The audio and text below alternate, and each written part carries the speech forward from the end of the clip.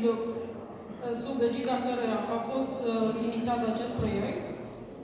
Din păcate, nu poate să fie alături de noi în momentul de față, pentru că este în țară. Și, pe urmă, domnul decan al facultății și domnul șef de departament.